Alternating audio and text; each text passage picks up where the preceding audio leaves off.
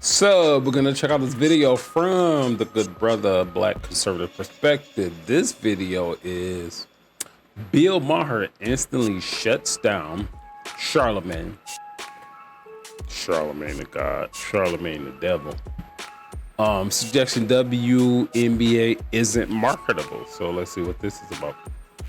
Donald Trump is always where the cameras are when it involves making money, and today at Lowe's Island in Sterling, Virginia, he opened the Tennis Performance Center. Trump volleyed with Serena Williams, shoes off, coat on. Donald Trump showing he's got some game, some look at little. him. It's right there at the Trump National Club. Both are tremendous facilities. It was good to see him out there, and the fans seem to enjoy it. And in the I was bullied, but that's in the book. That's not, we go into that a little. Whoa, wait a minute. This is Serena Williams today?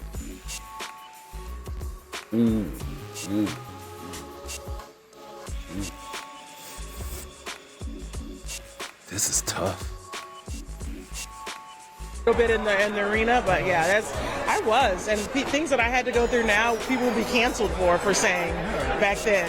And so when you see like a Caitlin Clark, what advice would you have maybe for her? I just love that she tries to stay grounded, and she says she doesn't. What did she say? She doesn't have a social. She doesn't look at her social, and I get it. I don't either, and I think it's so important to continue to do what she's doing, and no matter what other people do, then. If people are negative, it's because they can't do what you do, basically. And hopefully she'll continue. She looks like, not trying to be mean, but physically, in her face, she looks like a lion. Or if anybody know who Rocky Dennis is, she looks like him. And I'm gonna say that, and it doesn't have to be that way. She purposely got things done where she looks like a freaking lion about the face. A lioness. Or Rocky Dennis. It's sad. Continue to do what she's doing. All right, guys, so we got to talk about this pretty interesting conversation between Bill Maher and Leonard McKelvey, a.k.a. Charlamagne the Devil, okay? And in this conversation, of course, Charlamagne is going to be on his racialist altar here as he gets asked about Caitlin Clark and other questions by Bill Maher. Now, I got to give Bill Maher a little bit of credit because for as Trump deranged as he is, he's probably just as Trump deranged as Charlamagne the God. I mean, that's the one thing that they do have in common, right? They're both Trump deranged. Bill Maher is not with the race hustle, okay?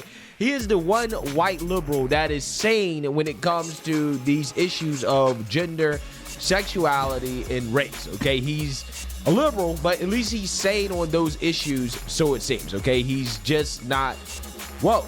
Now, again, we all know that Leonard McKelvey is extremely woke, and Bill Maher asked Charlamagne about the hottest topic in politics and sports, so it seems, today, which is Caitlin Clark. And Bill Maher is going to instantly shut down Charlamagne, trying to peddle this idea that Caitlin Clark is more marketable than all of the other players in the WNBA because she is white. And somehow, some way, being black holds you back from being marketable, even though we have so many examples of black athletes being extremely marketable. Like, for example, the athlete that you just saw at the beginning of this video, Serena Williams. Take a look.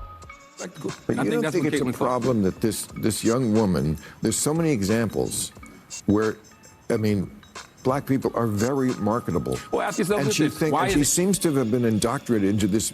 They don't see it as marketable, so it doesn't matter how hard I work. Well, I don't think that's accurate or healthy. I mean, when people come into the league and they're like the biggest thing in college, isn't that a big deal? No, because Asia Wilson was the biggest thing when she came out of South Carolina. That's where I'm from. So she was one of the biggest things when she came out of South Carolina, #1 draft pick. And she didn't get all of that.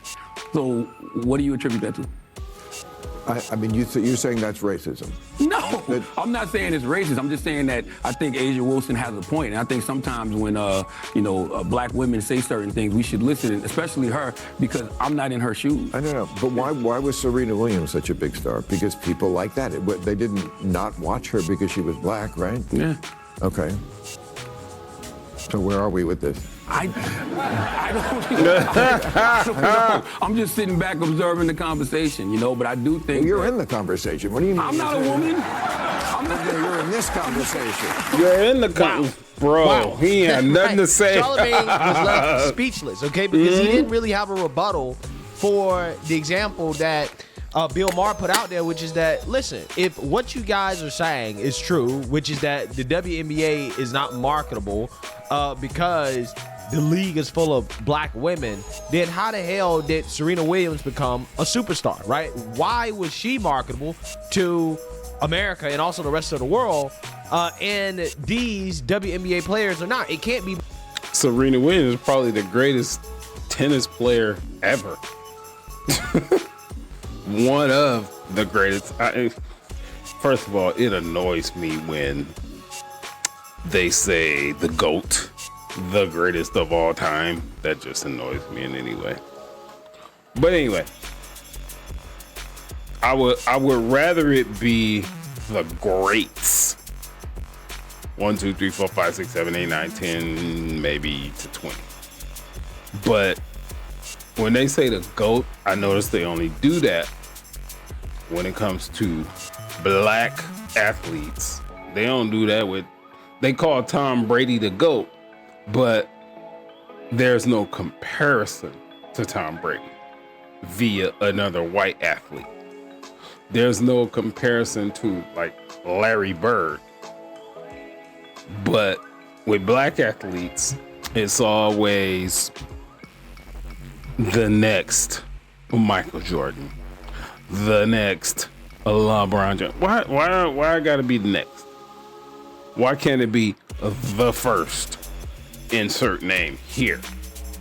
But anyway, I'm about to go on a tangent. I digress, and we'll continue with the video. Because of race. Because if you guys' theory is so correct that America is so racist that they don't want to support black athletes, black women, okay, in sports, then Serena Williams should not have been supported as much as she was, right? However, she was extremely marketable. She made a whole lot of money from endorsements despite being a black woman. Now, again, in the supposedly white supremacist country that we live in, right, according to people like Charlamange the God and the woke left and all these women boohoo whining and crying, right, about Caitlin Clark and her racist fans, that should not have happened, okay? It shouldn't be possible for somebody like a Serena Williams to go into a sport that, was not very common of a sport for black women to go into, and to not only dominate, but to be loved, okay, while she dominated. And she was, in fact, loved by all of America across racial lines. And I'm gonna tell you guys why. It really didn't have much to do with her skin color, as much as it had to do with the fact that Serena Williams is a good role model. And she is currently enjoying her life as a wife and a mother. Something that a lot of people on the left, they scoff at that idea of a woman. Somebody like a Serena Williams who's so accomplished. Why did she settle for being a wife and a mother, right? Crazy. But again, that is a part of what makes her such a marketable person. Now, this is a point that I've made in my last video that I did about the WNBA, Caitlin Clark, is that what a lot of these black lesbians in the WNBA are missing, right, while they're angry, upset, and jealous over Caitlin Clark and crying racism and trying to... In the way that I see things, in the way that most people see things, it is just unfathomable to where if you are doing what you were put on this earth to do as a woman, to be a wife, to be a mother, the fact that that's frowned upon, it gives me hope. And this is why it gives me hope, because it tells me this world is so evil. We have already gotten to a point to where just doing what you were put here to do naturally upsets Satan. That means I think it's gonna turn the other way. And I do want it to turn the other way, where women are going to start to realize that I was put on this earth to be a wife, to be a mother, to procreate. I was not put on this earth to do OnlyFans and IG and all these and go on vacations to Cancun and the Dominican Republic and do things like that. That's not why you were put here. You are not put here to live your best life, as they call it. You were put on this earth to be a wife and a mother, and everything else trickles down from there. And that's why I'm encouraged that people are talking down on women that are choosing to do what they were put on this earth for, because that means the tide is turning. And that's what that means. Ladies, you were put here to be a wife and a mother, and in your 20s you need to start exploring and trying to be just that. Call the fans racist. What they're missing is that what really separates Caitlin Clark from the rest of that league, generally speaking, okay, I'm not saying this is true in all cases, is the fact that, one, Caitlin Clark is very entertaining, first and foremost, okay, but she's also a great role model. If you just listen to any of her interviews and the way that she handles those interviews, she's very non-divisive, she's very focused on the game, and she is somebody that a lot of parents see as somebody for their daughters to look up to and to emulate, right? Crazy, this is right? The reality. But that's not just the reality for the WNBA. That's the reality for a vast majority of sports. Like, for example, how did Michael Jordan become the most recognizable athlete basically in history, despite being black? Well, it's because kids wanted to grow up and be like Michael Jordan, right? Michael Jordan was somebody that kids wanted to be like. Look at LeBron James. Again, for as much as I don't like his politics, I can't lie and say that he's not a good role model, considering how, for the most part, it looks like he's a great father, family man. It appears that way. He works hard, and he's very. LeBron James appears that he don't have no things in his background. He does. Those things just haven't came out yet. After LeBron retires, there are going to be some Diddy situations coming out about LeBron. But right now, he appears to be just about perfect. Entertaining to watch. Kids want to grow up and be like LeBron James.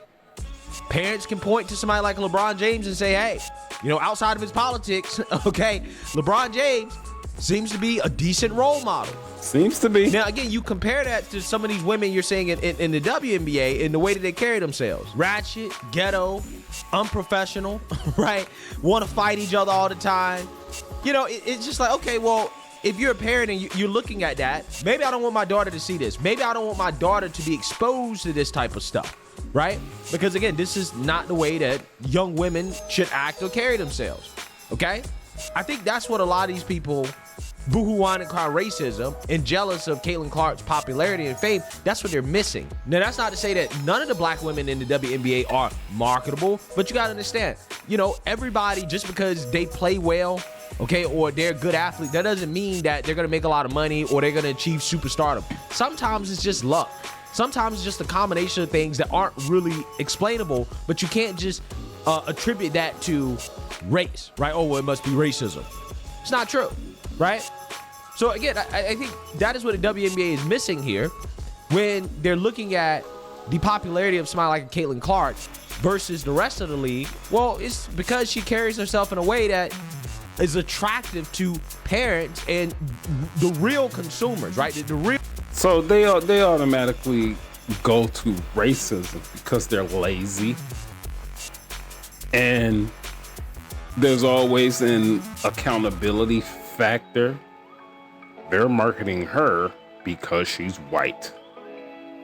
They're not marketing me because I'm a black lesbian. Okay. That don't make any sense. Because the LGBTQ agenda is pushed hard.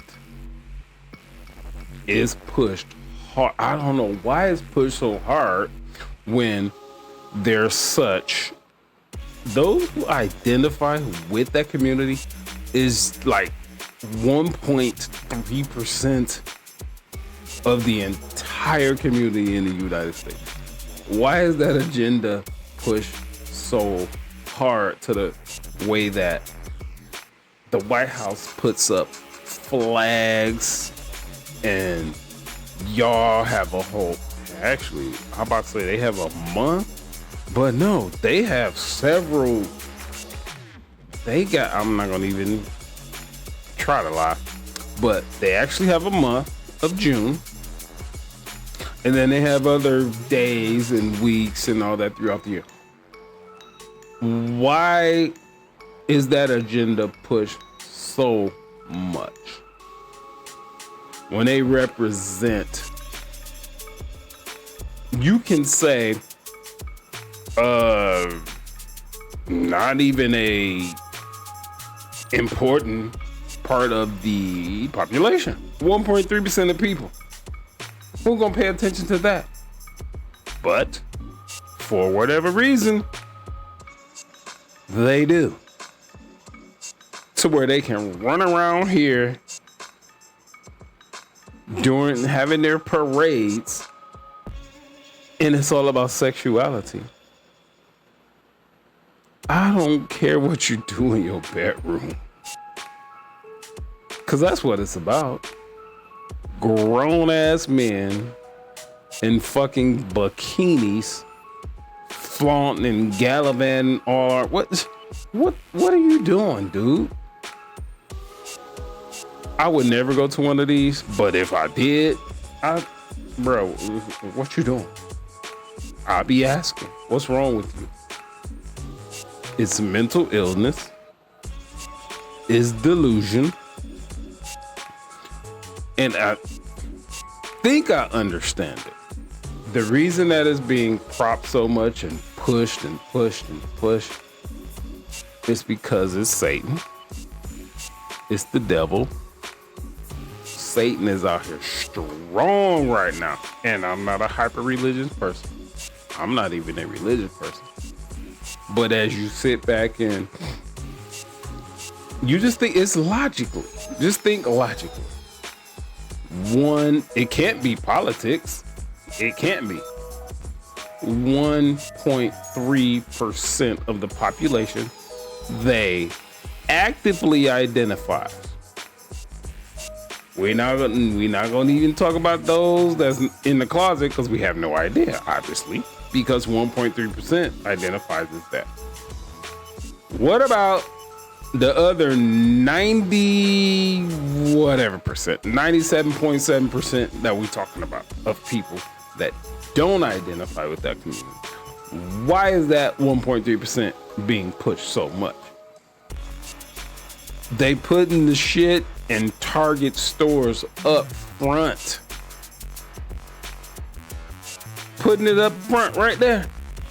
They're painting crosswalks to celebrate this type of behavior. And it's all about sex. It's all about sexuality. Why is that being pushed so much? You draw your own conclusion.